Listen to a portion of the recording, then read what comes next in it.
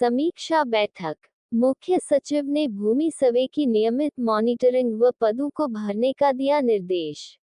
दाखिल खारिज और परिमार्जन को लटकाने वाले सीओ पर होगी कार्रवाई। संवाददाता, पटना। राज्य में दाखिल खारिज और परिमार्जन का काम बेवजह लटकाने वाले अंचलाधिकारियों सीओ पर विभागीय कार्रवाई शुरू की जाएगी। बड़ी संख्या में दाखिल खारिज के मामले लंबित होने और परिमार्जन की गति बहुत धीमी होने पर चिंता जताते हुए मुख्य सचिव अमृतलाल मीना ने सभी डीएम को अंचलवार इसकी नियमित मॉनिटरिंग करने का निर्देश दिया। वे शुक्रवार को राजस्व एवं भूमि सुधार विभाग की समीक्षा बैठक कर रहे थे। उन्होंने ऐसे मामलों के निष्पादन के लिए समय सीमा तय करने को कहा। साथ ही उन्होंने कहा कि राज्य स्तर पर दोनों सेवाओं को आधार बनाकर अंचलवार रैंकिंग तैयार की जाएगी। लगातार खराब प्रदर्शन करने वाले अंचलाधिकारियों पर विभागीय कार्रवाई की जाएगी।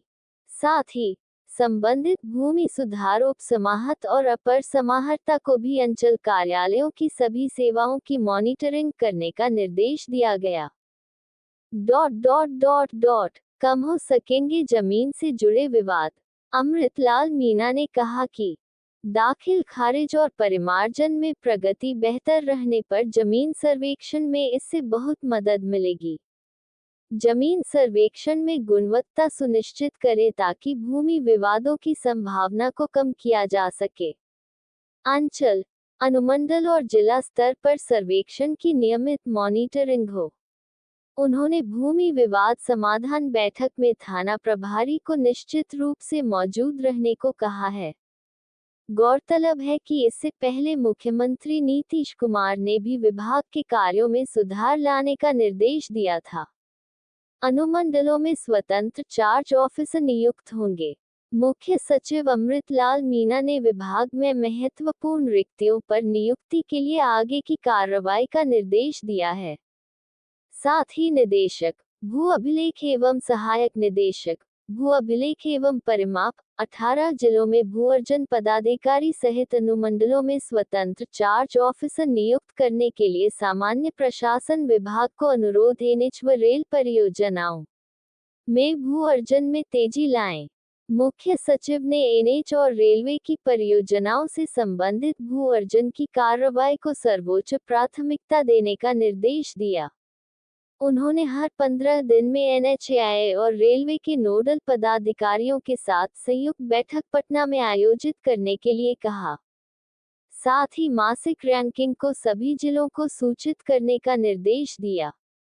इसमें सबसे अच्छी रैंकिंग और सबसे खराब रैंकिंग वाले जिले, अनुमंडल और अंचल की सूचना को अखबारों के माध्यम से भी उपलब्ध कराने का निर्देश दिया, भेजने का निर्देश दिया है।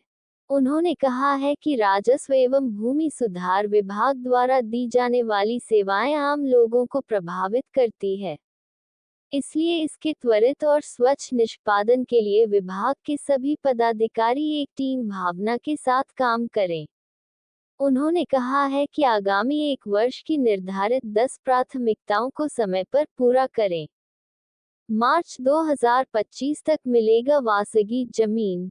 सभी सर्वेक्षित व्यक्तियों को समयबद्ध तरीके से मार्च 2025 तक वासगी भूमि उपलब्ध कराने का मुख्य सचिव ने निर्देश दिया। उन्होंने कहा कि सभी भूमिहीन व्यक्तियों को पोर्टल के माध्यम से ही पर्चा वितरण होगा।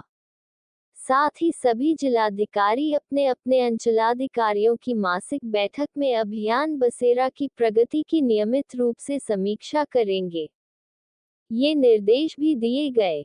भूमि सुधार उप समाहर्ता व अपर समाहर्ताओं की मासिक बैठक संयुक्त रूप से होगी। डिजिटल हस्ताक्षर युक्त भू अभिलेख और राजस्व नवशों की डोर स्टेप डिलीवरी का समय कम करें। योजना मद में आय और व्यय की समीक्षा के दौरान व्यय में तेजी लाएं। केंद्र प्रायोजित योजना में केंद्र सरकार से प्राप्त होने वाली राशि को समय पर विमुक्त करें। निबंधन और कृषि विभाग के साथ अंतर्विभागीय मुद्दों के लिए शीघ्र संयुक्त बैठक बुलाएं।